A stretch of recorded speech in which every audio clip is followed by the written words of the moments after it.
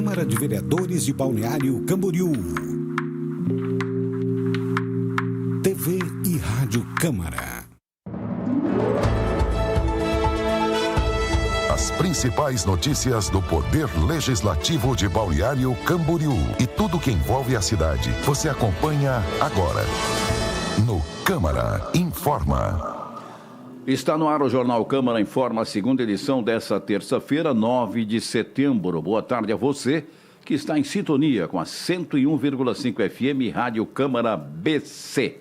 Boa tarde, Drica Santos. Boa tarde, Aderbal Machado, e boa tarde a você que ligou agora na 101,5 FM ou que se conectou pelas plataformas digitais da Câmara. Por aqui, você acompanha tudo o que acontece no Legislativo da cidade. E se você tiver alguma sugestão de tema que seja importante para a nossa comunidade, é só mandar uma mensagem para o WhatsApp que está aparecendo agora no seu vídeo, para quem nos acompanha pela internet. E para você que nos ouve pelo rádio, o telefone é o 47-3263-7631 para falar com a nossa produção e enviar a sua sugestão de pauta. A sua participação é sempre muito bem-vinda. A seguir, você confere os destaques desta edição. 9 projetos estão na pauta da sessão ordinária que acontece na noite de hoje no Legislativo Municipal. Estudo no sul do país mostra que inteligência artificial pode ajudar no diagnóstico precoce do glaucoma. A tecnologia, por enquanto, ainda é restrita à pesquisa. Diabetes tipo 1. Conheça a história de uma moradora de Balneário Camboriú que enfrenta a doença há 50 anos com coragem e disciplina. Uma trajetória de superação que virou inspiração para um livro. Espetáculo teatral Coração Bambu vai ser encenado nas ruas de BC. E ainda uma conversa em estúdio com o diretor-presidente do BC Trânsito, Roberto Carlos Castilho, sobre as mudanças no trânsito e o papel da fiscalização do BC Trânsito. Tudo isso e mais agora no Câmara Informa, segunda edição.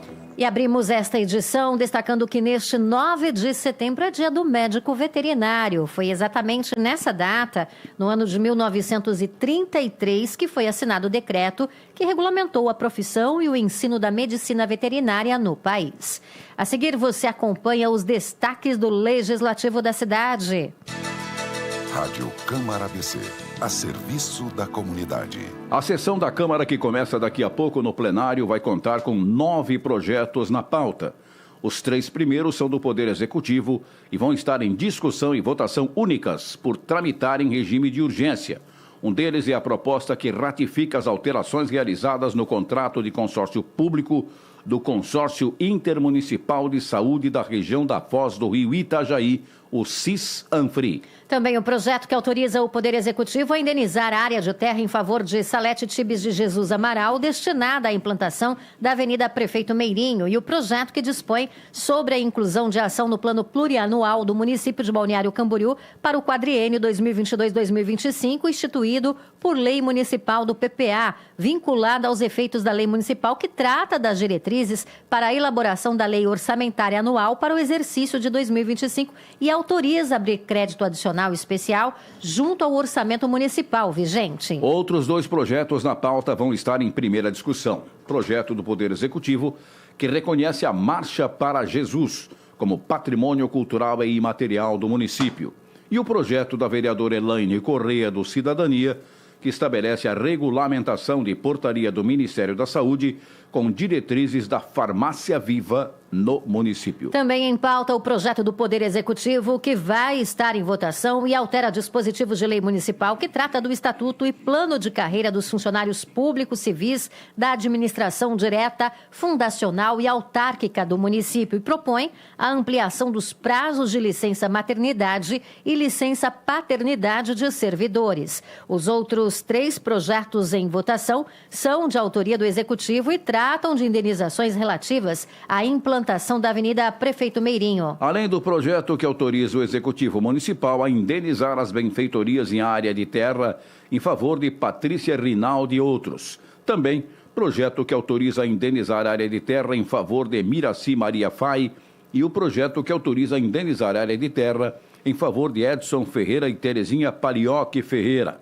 A sessão ordinária começa logo mais a partir de 6h30 da tarde e pode ser acompanhada no plenário vereador Walter Eilers, também pela Rádio Câmara 101,5 FM pelo Facebook, YouTube e site do Legislativo. Um grupo de 25 participantes do programa Movimente visitou a Câmara de Balneário Camboriú na tarde desta terça-feira. O Movimente é uma iniciativa da Secretaria Municipal de Assistência Social, Mulher e Família, em parceria com a Associação de Proteção, Acolhimento e Inclusão Social, o PAIS, lançada em julho. O programa, de acordo com informações da Prefeitura, busca promover a socialização e o bem-estar psicossocial das pessoas através de atividades como visitas a pontos de interesse na cidade, práticas esportivas, palestras sobre autoestima e rodas de conversa. O grupo conheceu o plenário e outros setores da Câmara e visitou o gabinete da presidência. Os participantes estiveram acompanhados da psicóloga Franciele Inocêncio e da assistente social Tiffany Vargas, que integram a equipe do programa e fizeram a visita guiados pelo secretário parlamentar do Legislativo, Jonathan Machado. A Câmara Municipal de Balneário Camboriú iniciou uma campanha de conscientização e apoio ao Setembro Amarelo, mês dedicado à prevenção do suicídio e à valorização da vida, com o lema "Falar é um ato de coragem, ouvir é um gesto de cuidado". A campanha reforça a importância do diálogo e do acolhimento em momentos difíceis. A ação também incentiva a população a buscar apoio, destacando o trabalho do CVV, o Centro de Valorização da Vida. As mensagens da campanha estão sendo divulgadas em rádios e sites locais, além das redes sociais da Câmara, para alcançar o maior número possível de pessoas. A iniciativa reforça o compromisso do Legislativo com a promoção da saúde, incluindo a saúde mental e emocional, e com a disseminação de informações importantes para a sociedade. Saúde. Testes com inteligência artificial conseguiram identificar sinais de glaucoma a partir de uma única imagem do fundo do olho. A pesquisa realizada pelo Hospital de Clínicas de Porto Alegre mostrou que a tecnologia foi mais sensível do que o próprio software do equipamento utilizado. Apesar do resultado promissor, a IA ainda está em fase de estudo e restrita ao ambiente de pesquisa. O repórter Luiz Antônio Tecal conta mais detalhes dessa novidade divulgada pela Agência Nacional de Notícias. Um algoritmo de inteligência artificial foi capaz de identificar sinais de glaucoma, uma das principais causas de cegueira irreversível no mundo, a partir de uma única imagem de retinografia. A descoberta foi feita em um estudo conduzido pelo Hospital de Clínicas de Porto Alegre. Segundo os pesquisadores, o sistema treinado conseguiu ter uma sensibilidade maior que o próprio software integrado ao aparelho utilizado. Apesar do resultado promissor, os médicos que conduziram o estudo alertam: o uso da IA ainda está restrito à área de pesquisa e pode levar cerca de 10 anos para estar presente de forma ética e segura na rotina clínica. Os especialistas destacam que a inteligência artificial tem o potencial de tornar o diagnóstico mais acessível, especialmente em regiões com pouca estrutura médica, ajudando a reduzir os índices de subdiagnóstico. Atualmente, cerca de 50% das pessoas com o glaucoma não sabem que têm a doença. Conhecido como o ladrão silencioso da visão, o glaucoma geralmente não apresenta sintomas nas fases iniciais. O diagnóstico precoce é fundamental, já que os danos causados não podem ser revertidos. Da Rádio Câmara BC, Luiz Antônio Tecal. Agora o assunto é a diabetes, uma doença crônica que atinge milhares de brasileiros e exige cuidados contínuos para evitar complicações. Alimentação equilibrada, uso correto da medicação e acompanhamento médico são essenciais para o controle da doença. Na reportagem especial de Drica Santos, você vai conhecer a história de uma moradora de Balneário Camboriú que convive com o diabetes tipo 1 há meio século.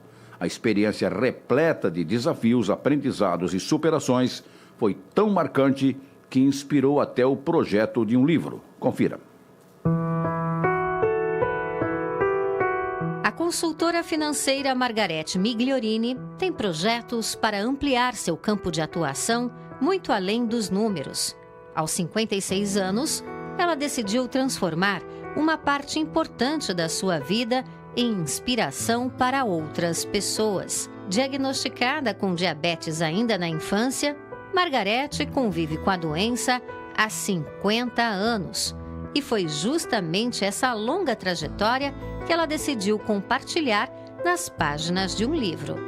Eu escrevi um livro onde conto a minha história desde o início, desde os 6 anos de idade, onde mostro tudo que eu passei, tudo que eu aprendi, como era difícil no início o diabetes, devido àquela época. E o intuito do meu livro é ajudar as pessoas a entenderem o que é o diabetes, a reconhecerem quais os sacrifícios e verem que é possível viver com diabetes, embora haja muitas restrições. E que hoje em dia é bem mais fácil, mas mesmo assim o cuidado sempre é contínuo, é 24 horas por dia. Margarete tem o tipo 1 da doença, uma condição que exige aplicação diária de insulina, uma rotina que demanda disciplina, acompanhamento médico, informação e, acima de tudo, aceitação.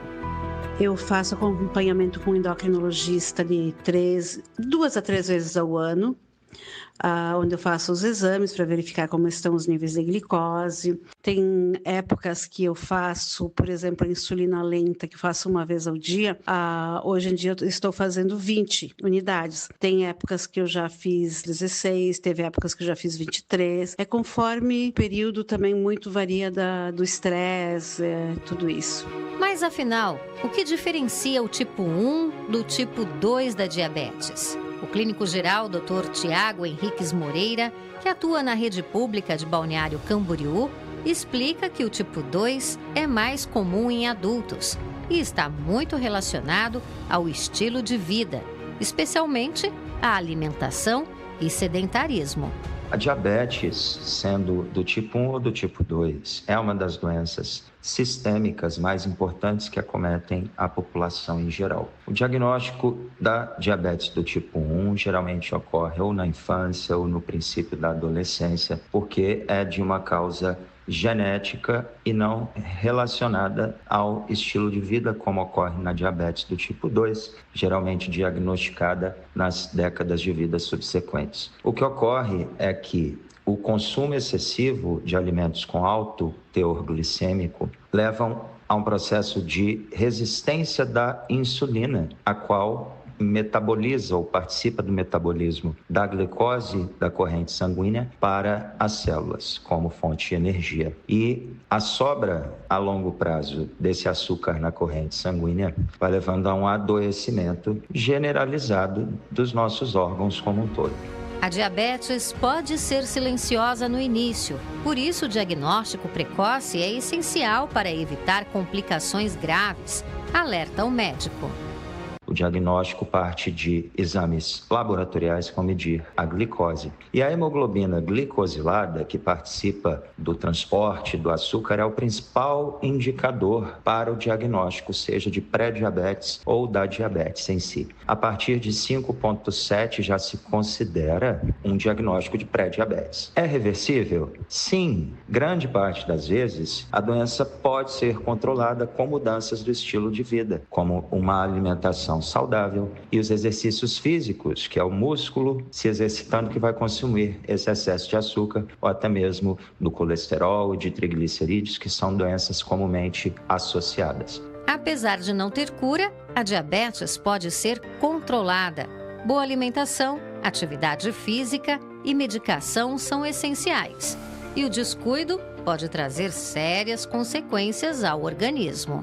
Diabetes vai levar a múltiplas outras doenças, como um aumento da pressão arterial, adoecimento cardíaco, cerebrovascular. Entender que o açúcar em excesso na corrente sanguínea deixa o sangue mais denso. O sangue mais denso terá dificuldade de irrigar os pequenos vasos das extremidades, dos olhos, serão os acometidos inicialmente pela doença. Então, o paciente começará a ter déficit da visão, dores e alterações dos sentidos nas extremidades devido à morte celular que ocorre pela irrigação insuficiente pelo sangue mais denso com excesso de açúcar. Os tratamentos visam corrigir e podem conseguir controlar a doença. Então, comparecer a uma consulta médica, realizar exames laboratoriais rotineiros, é o que garante um diagnóstico precoce que consiga reverter a doença e o paciente não se torne dependente crônico de medicações para o tratamento. Medicações que vão evoluir para uma necessidade de insulina injetável, subcutânea, múltiplas vezes ao dia, para o resto da vida. Então, é cuidar da alimentação, praticar exercícios físicos regulares que irá garantir a prevenção da doença ou a correção mediante o diagnóstico inicial. Da Rádio Câmara BC, Drica Santos. Agora 6h15. Entrevista. As transformações no sistema viário e os desafios relacionados à micromobilidade urbana têm sido pautas constantes aqui no Câmara Informa, diante da crescente demanda por um trânsito mais seguro, organizado e eficiente em Balneário Camboriú. Para aprofundarmos esse tema e compreendermos melhor as recentes mudanças implantadas, bem como o papel da fiscalização dos agentes de trânsito exercido, pela ABC Trânsito, hoje a gente está recebendo aqui nos estúdios da Rádio Câmara o diretor-presidente da Autarquia Municipal de Trânsito, ABC Trânsito, Roberto Carlos Castilho. Seja muito bem-vindo aos microfones da Rádio Câmara ABC, Roberto. Obrigado, Drica. Obrigado, Aderbal, pelo convite. Estamos à disposição. Bom, para a gente iniciar esse bate-papo, a gente gostaria de saber que o senhor explicasse o que motivou a implantação do binário na região da Avenida Martin Luther, com o aumento inclusive das faixas de rolamento, e como é que essas alterações todas, elas se integram ao planejamento viário da cidade? Ali, na verdade, a gente está fazendo um grande avanço em relação ao trânsito de Balneário Camboriú, sobretudo naquele período ali, naquele espaço, aliás, da Rua Uganda até a Rua Gaivotas, onde hoje a gente está com 3 pistas seguindo no sentido Itajaí, uma via reversa voltando para Balneário, onde a gente está ali fazendo os testes para ver como que se comporta uma avenida reversa num conjunto de 4 pistas com comércio de um lado, comércio do outro. Ali é uma situação bastante atípica, porque não é a única avenida reversa que nós temos no município. Nós temos, por exemplo, aqui na Câmara de Vereadores, uma situação exatamente igual, com uma avenida reversa, só que aqui num lugar onde não temos nenhum comércio. É uma avenida reversa, basicamente, para o contorno dos ônibus que tem que acessar a rodoviária. Então, lá na Avenida do Estado, onde a gente está ainda em fase de testes, e a gente vai continuar por mais alguns dias esses testes, por conta de todo o reflexo que deu, não só na Avenida do Estado, mas também na Avenida Brasil, e em todas as ruas que foram afetadas pelo trânsito. Mas a ideia, realmente, do binário é quando a Martin Luther estiver concluída até encontrar a Oswaldo Reis, aí altera tudo. Aí vão ser todas as pistas da Avenida do Estado para lá, encontrando a Oswaldo Reis, e de lá para cá pela Martin Luther. Isso aí mesmo, Aderbal. Uhum. As 4 pistas da Avenida do Estado vão seguindo até Itajaí, e a Martin Luther vai se encontrar com a avenida que está vindo lá de Itajaí, vai passar ali pela Oriribá, por aquela região toda ali, só que é uma obra um pouquinho ainda... Demorada, né? Demorada, uma obra um pouco cara. Itajaí está fazendo a sua parte, nós também estamos fazendo a nossa parte, de maneira que daqui a pouco as 2 pistas vão se encontrar e formar um grande binário, onde vai unir mais ainda os municípios de Itajaí e Balneário Camboriú. Bom, deixa eu te dizer, a próxima pergunta, que eu vou fazer a pergunta, mas só que uma experiência que eu percebi que foi positiva no caso dessas alterações, antes mesmo da via reversa, foi ali na esquina da rua Antônio Bittencourt, quase esquina com a Osmar de Souza, não tinha uma sinaleira. Sim. Na praça. Tinha um semáforo ali. Isso. E ali tiraram aquela sinaleira, melhorou o fluxo um monte, aquele negócio ali, aquela ida direta, passou pela sinaleira ali um pouco antes, que tem na entrada da via, melhorou um monte. Só que os outros, e impedir também a entrada pela rua, que vinha lá de cima da Oswaldo Reis.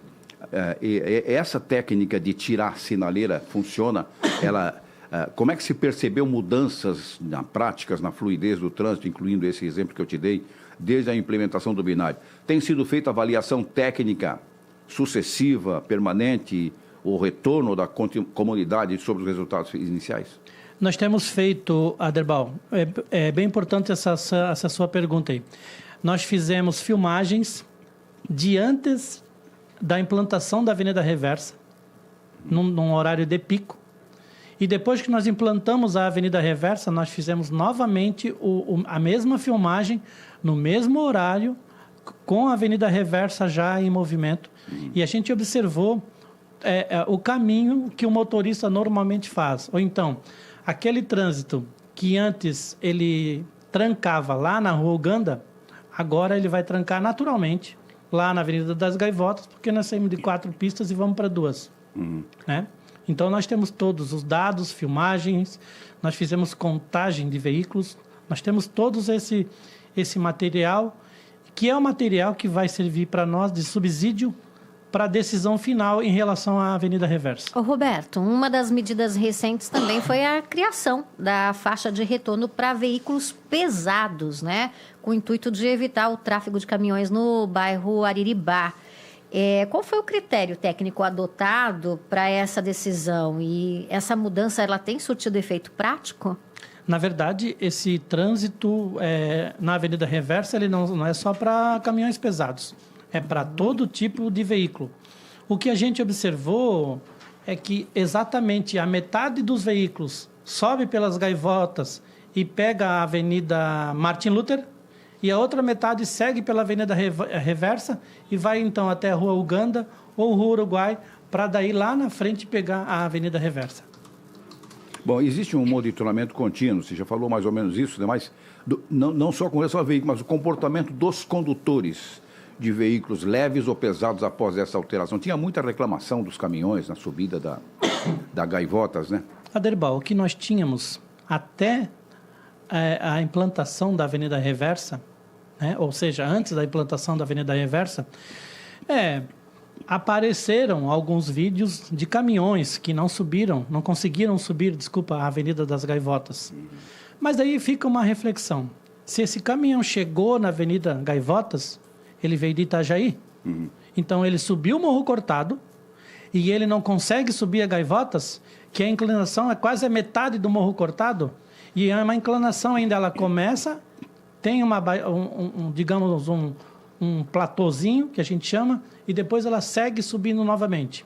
Nesse caso, ele não podia subir nem a Rainha, nem a Interpraias, né? Não subiria nada. É evidente que alguns veículos podem quebrar. Isso é normal. Quebra até em avenidas planas. Em reta. Problemas mecânicos acontecem. O que nos chamou a atenção foi que depois que a gente implantou a Avenida Reversa, nós não tivemos mais filmagem de nenhum caminhão, embora a metade dos caminhões continuou passando pela Avenida das Gaivotas e a outra metade continuou passando daí então pela Avenida Reversa.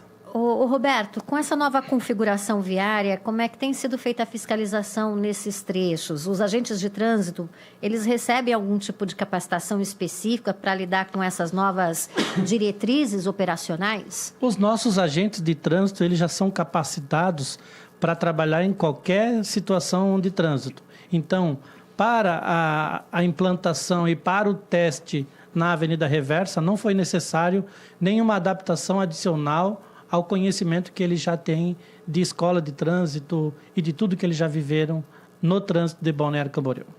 Falando ainda um pouquinho mais sobre os agentes de trânsito, né? Eu queria que você falasse sobre o papel deles frente aos novos desafios trazidos aí pela micromobilidade urbana. A gente sabe que, inclusive, houve um aumento no contingente dos agentes, né? Queria que você falasse um pouquinho sobre isso. Nós tivemos a formação agora recente de mais 9 agentes de trânsito, e mais 8 que se formaram também dentro da Guarda Municipal e podem também atuar como agente de trânsito. Embora lá na autarquia só foi para nós lá os nove que se formaram, né? Então, eles já estão trabalhando. O desafio da micromobilidade, eu vou dizer para vocês que é uma situação bastante delicada, porque assim, a micromobilidade ela veio e ela vai acontecer. Não tem como a gente impedir e não tem nem por que nós impedirmos o avanço da micromobilidade. O que a gente tem falado sempre, o que a prefeita Juliana Pavan tem falado sempre é o uso correto e o uso adequado dos equipamentos de micromobilidade. Por isso, o endurecimento no último decreto, onde ela inclusive determinou a idade mínima para os jovens poderem usar esses equipamentos de micromobilidade. A mãe tem a necessidade de levar o filho para a escola e o filho também tem a necessidade de ir para a escola. O que a gente tem que ter é um acompanhamento, é uma educação melhor para o uso desses equipamentos de forma correta, obedecendo o que determina a legislação de trânsito naquilo que couber. Agora, só uma questão que eu sempre me questiono e questiono o sistema. Na quarta e na terceira, tem travessias da avenida, vinda de ruas de um lado para o outro, onde não tem sinaleira. Isso é um problema sério na hora do trânsito pesado. As pessoas querem passar e fica trancando tudo até passar. Não dá para mudar isso, fazer com que essas passagens sejam apenas onde tem sinal? Porque na Brasil não tem isso, na Quinta Avenida não tem isso. Ali só você disse atravessar as 4 pistas da avenida? Exatamente, atravessar de um lado para o outro. Não deveria. Não deveria atravessar, o carro tem que seguir o fluxo, entrar na próxima que ele conseguir entrar e fazer o retorno lá na frente, na rua que ele quer entrar. Mas a gente sabe, né, que muitos motoristas, eles querem atravessar as 4 pistas ou da Terceira Avenida ou da Quarta Avenida para objetivando chegar mais rápido em casa ou mais rápido no trabalho, ou enfim. Isso é um desrespeito às regras de trânsito que não permite esse tipo de travessia. Mas o trânsito permite isso. Esse aqui é o negócio, esse que eu estou te perguntando, porque não tem uma sinalização vedando ele atravessar. O que eu acho natural é que se ele só pudesse atravessar onde houvesse sinaleira. Isso aqui é natural. Daí nós teríamos que estudar com a nossa... Não tem um projeto para mudar isso? Daí nós teríamos que estudar com a nossa engenharia de trânsito para ver se isso... É o que eu estou sugerindo. É possível. Então vamos levar esse estudo para os nossos engenheiros de trânsito. Lá pode ficar tranquilo. Levar como sugestão, claro, né? Claro. Agora, como é que o cidadão, Roberto, ele pode contribuir com sugestões ou até mesmo críticas construtivas sobre as alterações viárias e se existe um canal direto com a autarquia? O canal direto com a autarquia hoje ele é feito através do telefone do presidente que está no site da prefeitura. Inclusive eu tenho recebido bastante imagens, bastante solicitações e bastante pedidos de todo tipo, né? Quer seja uma crítica, um elogio, um pedido, alguma situação que ocorra no trânsito, a gente recebe ali e passa para os departamentos competentes. Conversamos hoje com Roberto Carlos Castilho, diretor-presidente do BC Trânsito, e falamos sobre as mudanças, as implementações no trânsito e o papel da fiscalização dos agentes de trânsito aqui de Balneário Camboriú. Muito obrigada pela sua participação hoje, ao vivo, aqui no Câmara Informa. Nós continuamos à disposição sempre da nossa população, do nosso contribuinte aqui de Balneário Camboriú e região. Cultura. Espetáculo Coração Bambu vai circular pelos bairros de Balneário Camboriú. Confira mais detalhes com Luiz Antônio Tecal. Patrocinado pela Lei de Incentivo à Cultura de Balneário Camboriú, o espetáculo teatral Coração Bambu estreia nesse domingo, dia 14, às 11 da manhã, na Praça do Pescador, no bairro da Barra. A montagem da Companhia Espaço Raiz de Teatro é inspirada no conto japonês O Cortador de Bambu e fala sobre simplicidade, prosperidade e valores essenciais da vida. Com dramaturgia própria, o grupo une elementos da cultura japonesa e da cultura indígena da Amazônia, utilizando o bambu como símbolo dessa fusão. O espetáculo, em formato de teatro de rua, integra o projeto Teatro nas Bordas, que leva arte e cultura para diferentes bairros da cidade. As apresentações são de graça, abertas ao público e terão intérprete de Libras. Depois da estreia na Barra, Coração Bambu segue para os bairros das Nações, bairro dos Municípios e Vila Real, em setembro e também em outubro. Da Rádio Câmara ABC, Luiz Antônio Tecal. Tempo e temperatura. O tempo amanhece firme, com predomínio de sol e nevoeiros isolados em Balneário Camboriú nesta quarta-feira. As temperaturas devem registrar mínima de 10 graus e máxima de 19. As informações são da Epagre-Cirã. Agora são 6 horas e 29 minutos e o Câmara Informa, a segunda edição desta terça-feira, vai se despedindo por aqui. Na apresentação, Aderbal Machado. E Drica Santos. Reportagens de Mari Junques, Alessandra Damasceno e Luiz Antônio Tecal. Operacional Mauro Haddad e Renato Soares. Realização Departamento de Comunicação Social e TV da Câmara de Vereadores de BC. Câmara Informa volta amanhã, a partir das 9 da manhã, com Mari Junques e Luiz Antônio Tecal no comando da primeira edição. Muito boa noite. Obrigada pela companhia e continue em sintonia na programação da Rádio Câmara BC, aqui pela 101,5 FM. Em instantes, você acompanha a transmissão em tempo real da sessão ordinária desta terça-feira no Legislativo Municipal. Até amanhã. Até amanhã, um abraço. Você ouviu Câmara Informa, o seu jornal diário, na Rádio Câmara BC.